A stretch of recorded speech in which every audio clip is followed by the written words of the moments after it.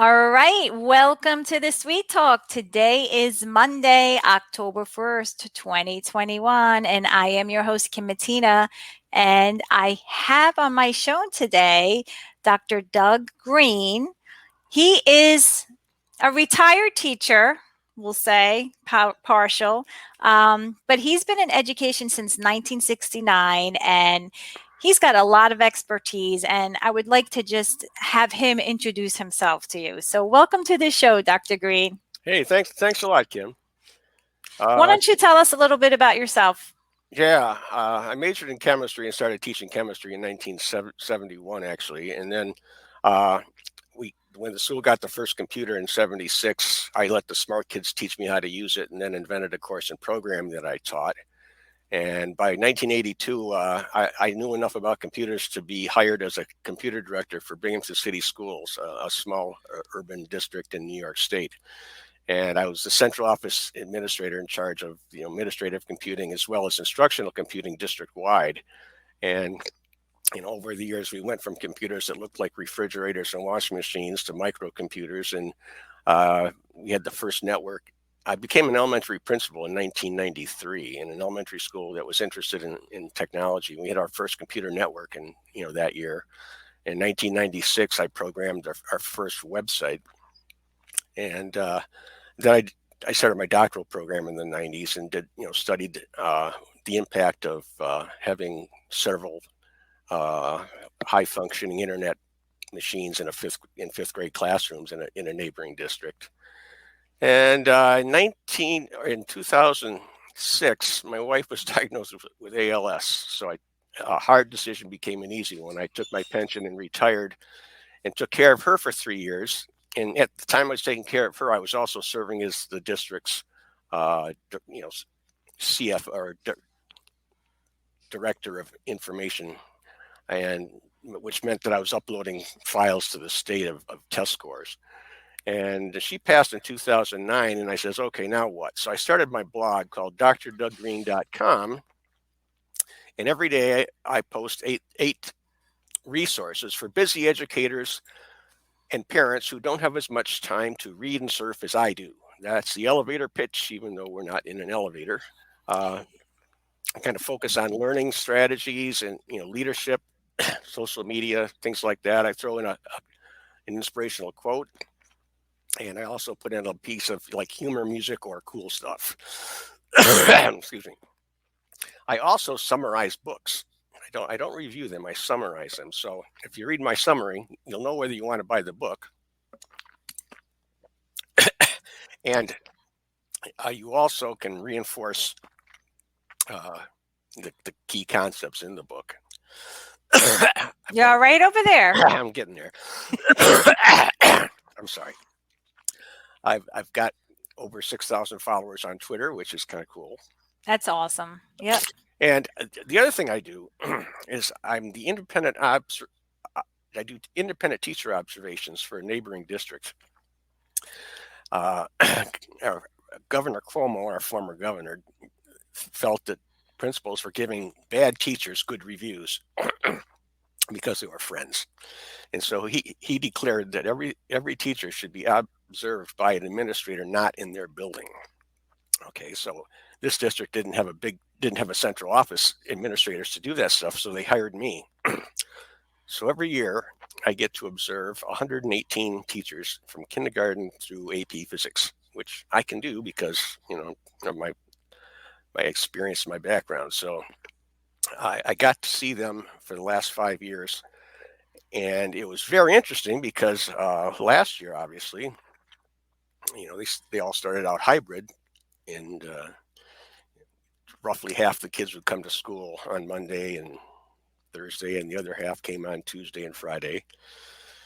So your typical class had physical class had between 4 and 8 kids in it, and a bunch of kids, attending that class via Zoom at the same time.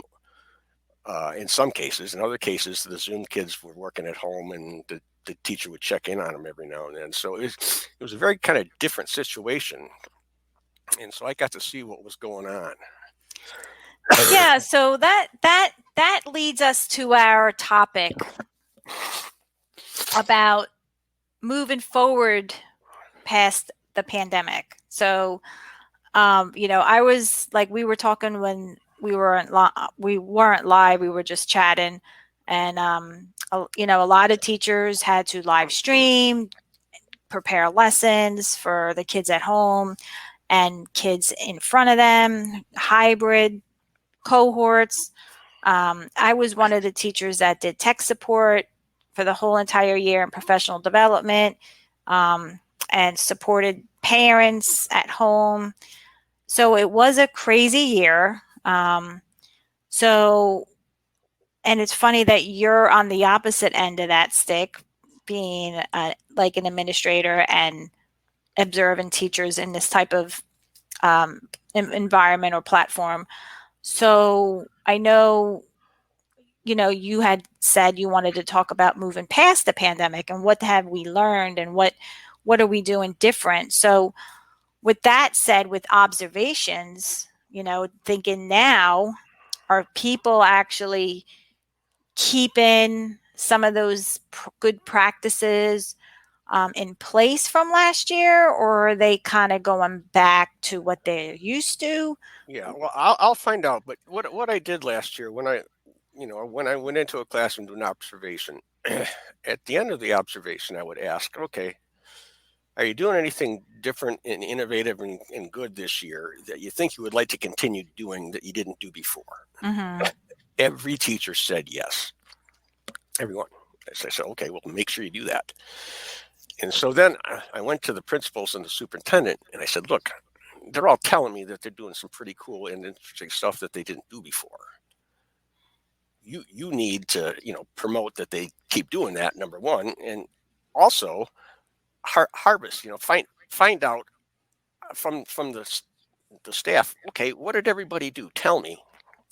Assemble all that information and then put it back out, so that if one teacher did something cool the other teacher didn't see, they can learn from each other. You got to be a little careful about that, because you don't want to well, some teachers can just like take off with technology, do incredible stuff, and kind of scare other teachers. Well, she can do that, but I never could, right? And the other thing you got to watch out for is like praising some teachers to high heavens, and the other teachers will sit around thinking, oh, what am I, chopped liver? Yeah, well, that's all about balance, right? So, but you can share stuff anonymously, right? And try to share stuff that you think is doable. Not the stuff that's just off the charts. And change agents aren't the ones that are the most capable. They're the ones that are the most persuasive. True. I had two teachers. I'll just call them Laura and Joyce. Okay, Laura was the genius. She did just incredible stuff. People go and watch her teach and just shake their holy smokes. Joyce was a good teacher. Nothing in particular. But when Joyce got a good idea and ran with it, people would look at her and say, "Yeah, if Joyce can do it, I can do it."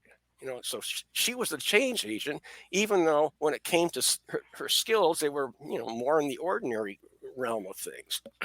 So as an administrator, you got to kind of keep that in mind. When you're trying to promote innovative things that teachers are doing, you got to figure out, okay, is this really doable for a lot of teachers?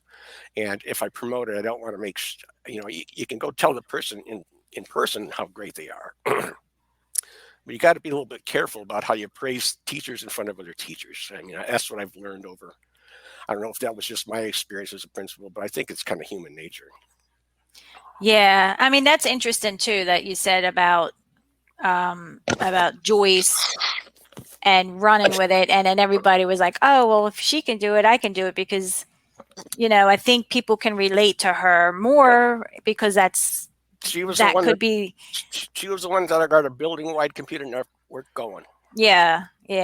She was. It takes a team. I mean, it does. It takes a whole team of people to really make something, to make a difference. So, what are your thoughts about techniques and things to move past the pandemic as far as like moving forward? I'll tell you some other things. First off, every teacher got a big dose of digital literacy. Mm-hmm. I mean, some of the high flyers, maybe didn't pick up as much, but most of the teachers learned a whole ton of stuff. So you now have you kind of got a free year of professional development that you never could have gotten before. What I've been saying, I think education could really use a good pandemic, because it typically changes at a glacial pace. I mean, you walk into a typical secondary math class, they're not teaching out of the 20th century, they're teaching out of the 19th century.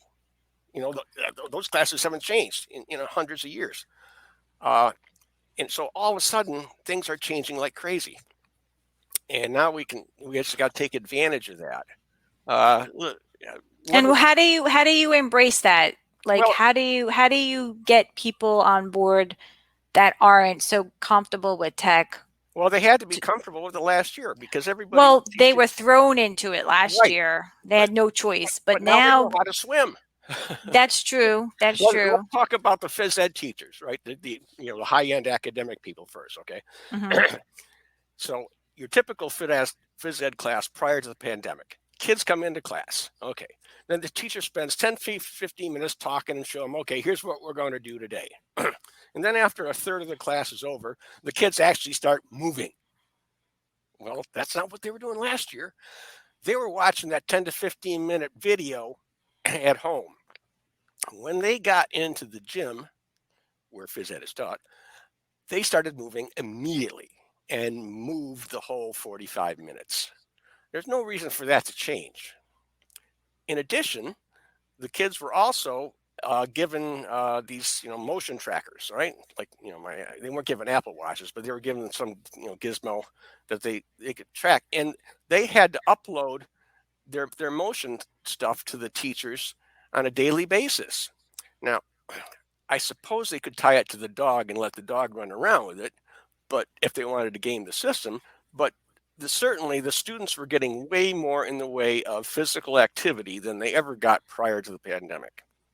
That's interesting that you say that. I never thought of it in that way, because I saw, like in my building, I saw the phys ed teachers using Flipgrid to talk to them, tell them what to do, show them a video, or like model some of the exercises that they needed to do, and then the kids would record what they needed to get done and send it back in the Flipgrid. Mm-hmm. Yeah, so anything you did that takes advantage of the fact that the kids aren't sitting there listening to the teacher talk, do more of that.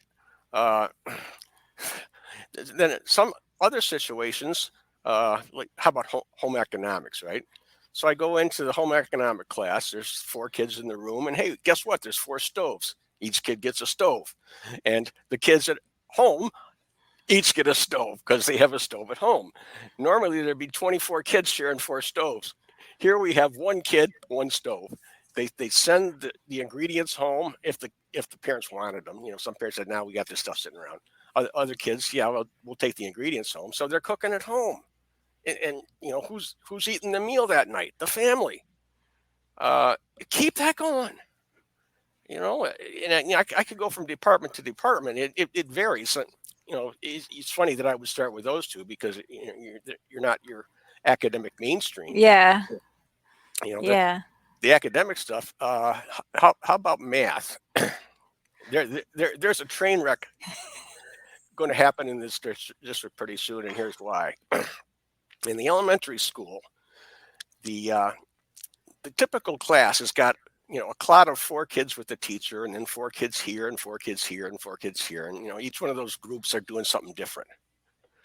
So the kids with the teacher are typically doing something called reading first, or what everybody calls it different, but these kids have similar reading capabilities, and they're working with a teacher on something that's appropriate for their current skill level.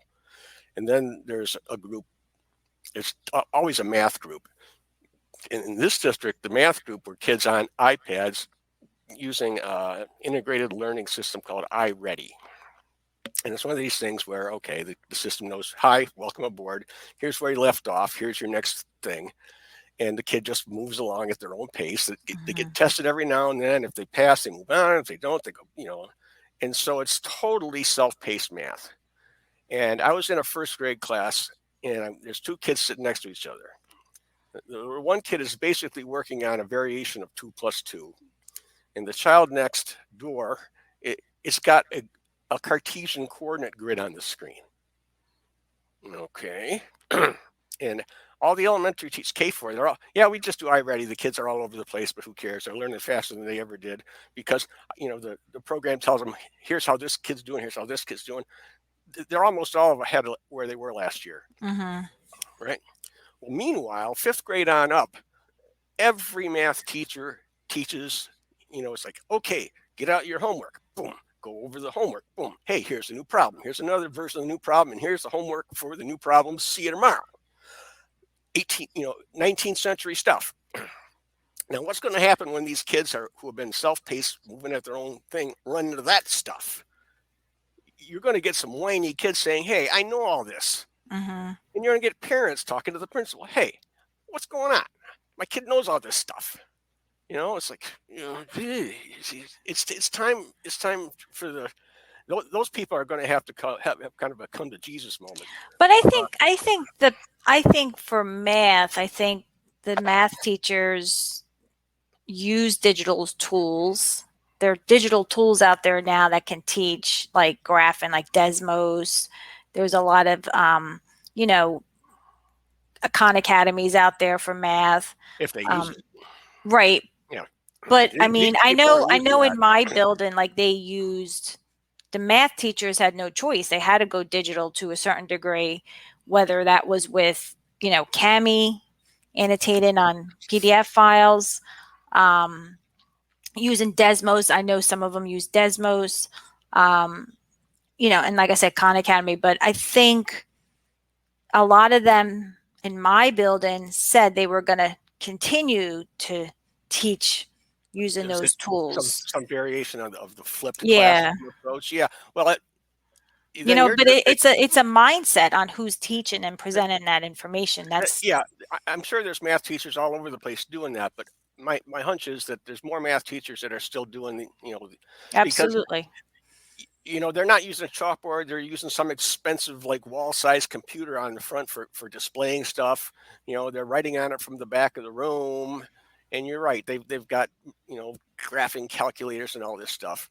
But it's still one pace, right? Everybody does the same thing at the same time, the same homework every night. And why do you think that is? Do you think what is it? It's easy. Yeah, but why do it requires zero time planning your lessons. Yeah, but why do you think that teachers do that? Is it because it's a tested subject and there's a lot of weight on those test scores? Like, what do you? It's the way they were taught. It's the way they were prepared in college.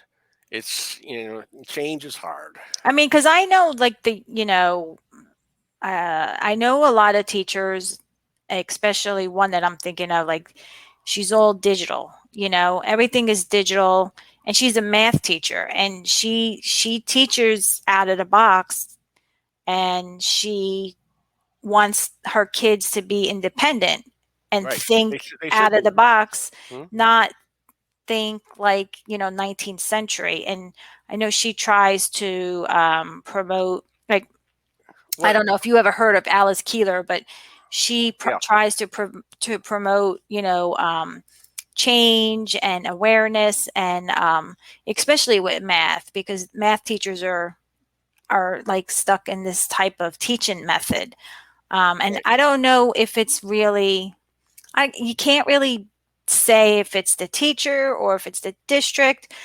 not providing enough training or resources, but it's a combination. And like I said, it's like a team effort. It takes a team of people to make change, The leadership needs to tell the teachers they expect some differentiation, and if they don't see it, they're going to let them know. But math is a bit like computer programming. Before the show, we were talking about how you give some kids a taste of computer programming and off they go. I mean, they'll just teach themselves. I mean, nobody taught me computer programming. And the same as with math. There aren't that many concepts. get out of the way of the fast kids, and they will take off. When I was a computer director at central office, my kids were complaining about the pace of the math classes. So I actually What, being lobbied fast or being slow? slow, and so I lobbied the high school principal to let my kids take a full year of math during summer school. That wasn't allowed at the time. And the guy says, okay, here's the textbook. The state exam is on August 18th, and they better get an 85. So I handed them the textbook and said, the exam's on August 18th, get an 85. And they did. And then I started, getting them bus rides out to the local college while they were still in high school, because, using that approach, they'd burn through the high school math courses way before they were seniors. And I had one kid, his freshman year at Harvard, his first math course was something called abstract algebra. Okay. Do you know what that is? Probably not. I didn't at the time. So I don't know what that is. Yeah, right. So when it comes to math and computer programming, those are two things where the kids will just, the real top performers will just scream, and you got to get out of their way. The same is true for music. The best musicians in most school districts are better musicians than the music teachers, and that's just how it is.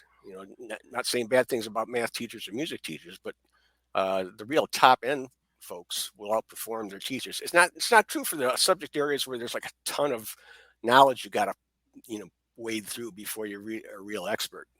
But in those two subjects, there's not that many concepts you got to learn. Yeah. I don't know. Like I just find, I don't know.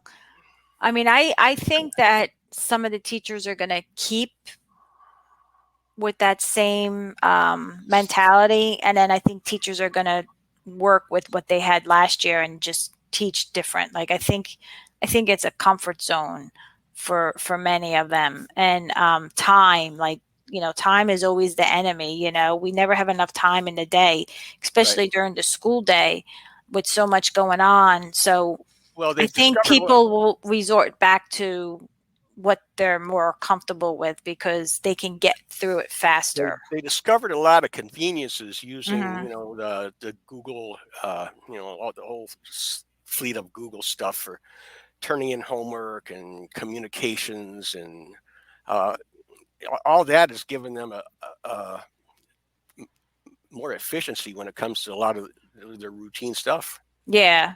Nobody hands out assignments at the beginning of a class anymore. I mean, it's all no, it's all digital. Yeah. And like I said, some teachers, they use the document camera and they annotate using pen and paper with the document camera, and then and that's fine too. And they're letting kids do their assignments in a lot of different ways. The English teachers especially. Now a kid can decide if he wants to make a video or a podcast. You don't have to write a paper. Well, but in order to do a video or a podcast, you got to write a script. Right. So you're still writing, and then you're presenting it. You're developing your communication skills. And now that the kids, the kids all have their computers. Yep. So they can do that stuff.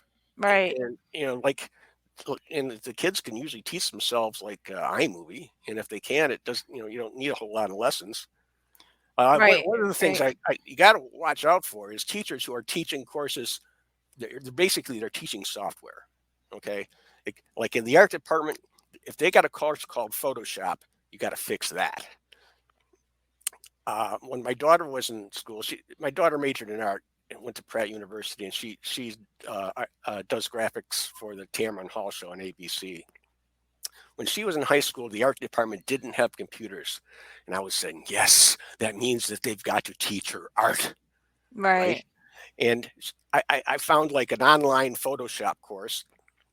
It took her 4 weeks, finished it, and now she's a professional and uses Photoshop every day.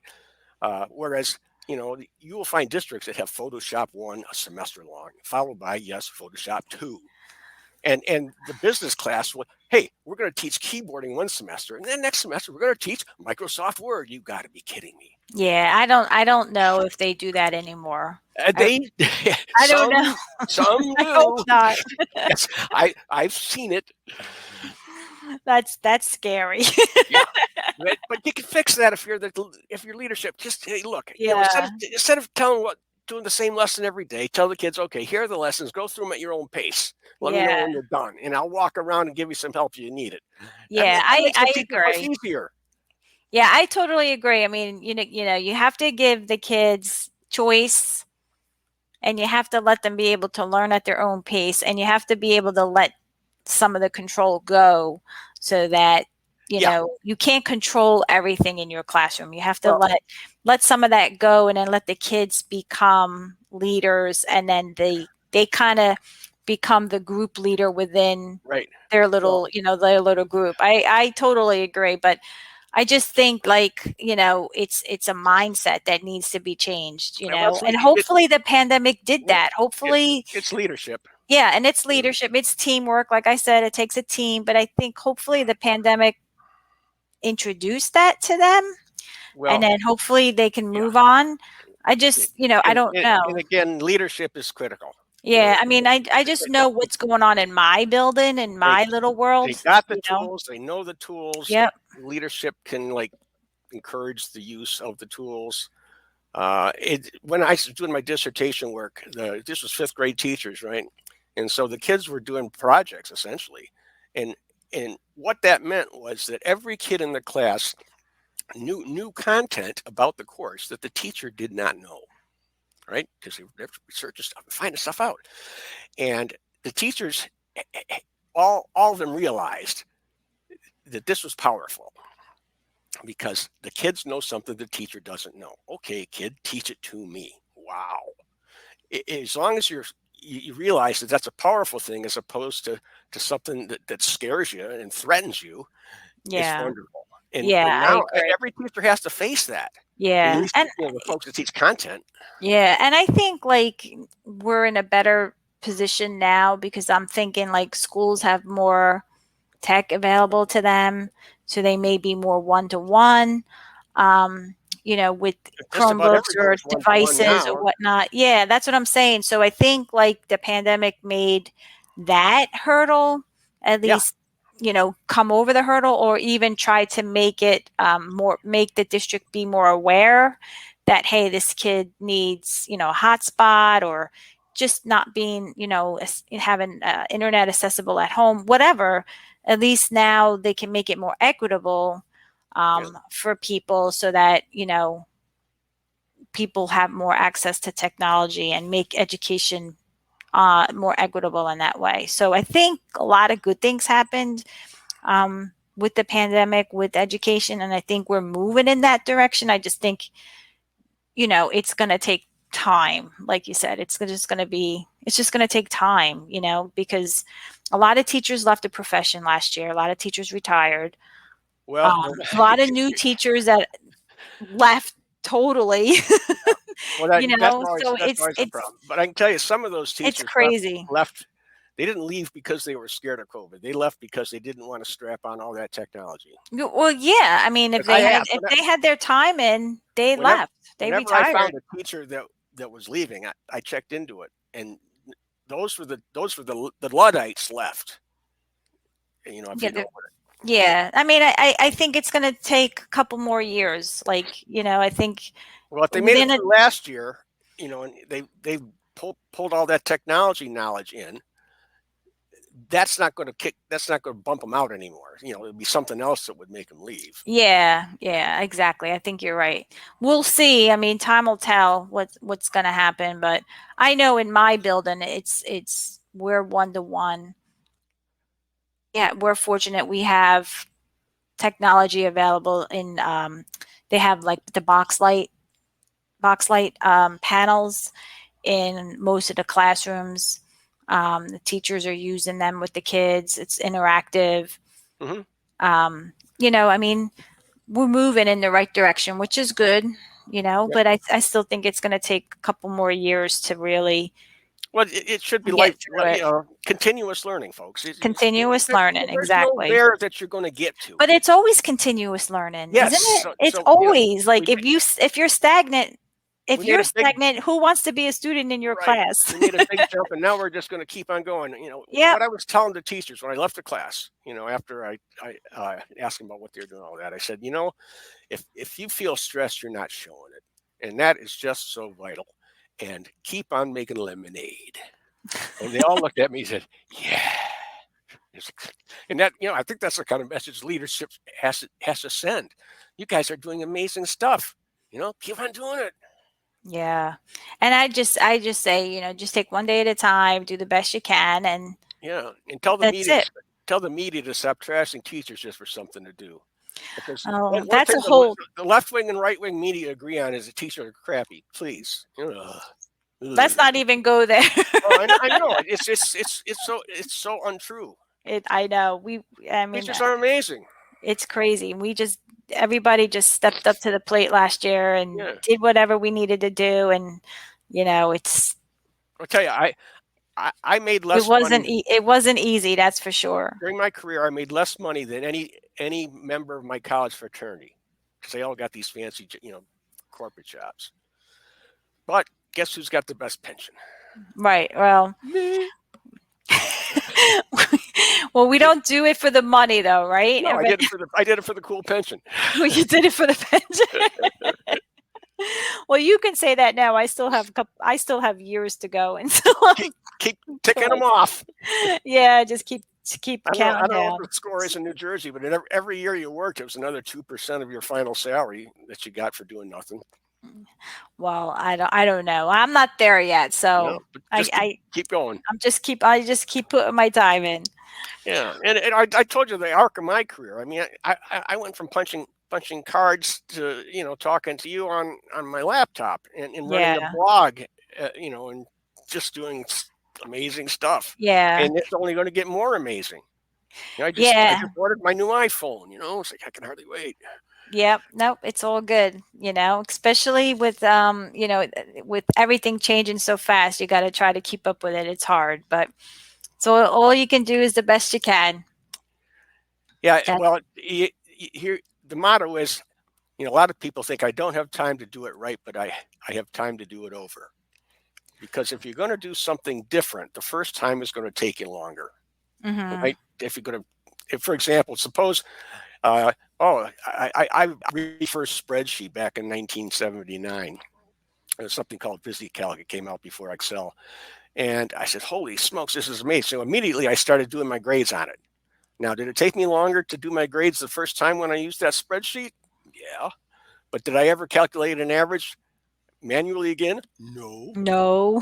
Right. So, take the time to do it differently, better, more efficiently. And then you'll save that time. It's an investment.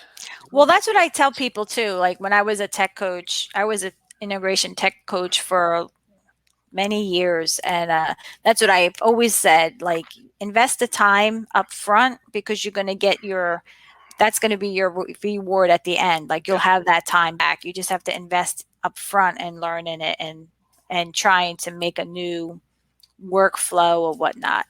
But you always get that time back in the end. Yeah. And every now and then you'll run into a student or like a former parent, and they'll tell you how amazing you were and how you made a difference in their life.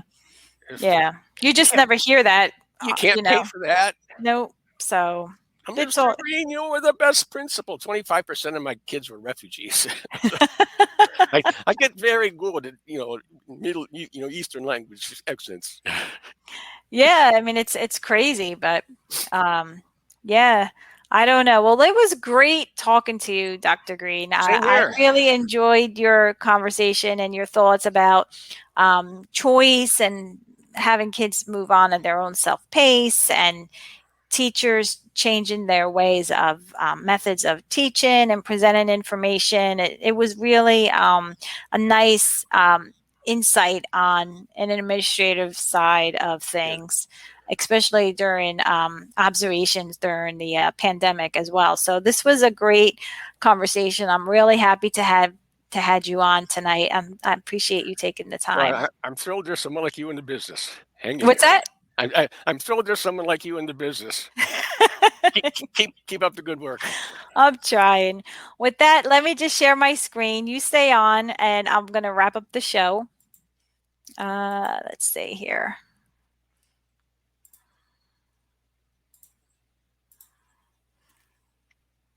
All right. So if you want to visit my website, you can go to thesweettalk.com. And here we go. And you can subscribe to my YouTube channel. Check me out on Twitter.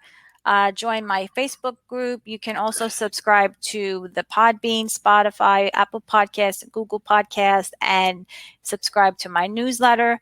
The latest episode will be here on the homepage. And you can check out my Google Teaching with Google Jamboard book that I wrote with Alice Keeler. It has a lot of great ideas and templates that you can use in all classrooms. And I'd like to say thanks to all of my sponsors, Helperbird, Alice Keeler, Mote, Cami, Streamyard, Texthelp, Slidesmania, and Screencastify. Without you, I couldn't do this show. If anybody would like to be a guest on my show, you can fill out the guest inquiry form as well. And I will get back to you as soon as I can. And with that being said, that's it. So again, thank you, Dr. Green, for being on. I really appreciate it. That was fun. Yeah. So until next time, I will see everyone next week. Have a great day or evening. Bye. Bye.